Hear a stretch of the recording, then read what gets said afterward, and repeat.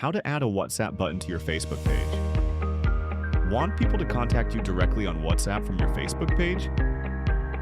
Here's how to add a WhatsApp button so that visitors can message you instantly. Step 1. Open the Facebook app. Launch the Facebook app and tap the menu icon in the bottom right corner. Step 2. Go to your page. Tap on Pages, then select the page you want to update. In this example, we'll use a page called Tech Guide Genie. Step 3. Access the action button settings. Once you're on your page, tap the 3 dots at the top right. Then select Edit Action button. This is the main button people will see when they visit your page. Step 4. Edit the button. Tap on Edit buttons.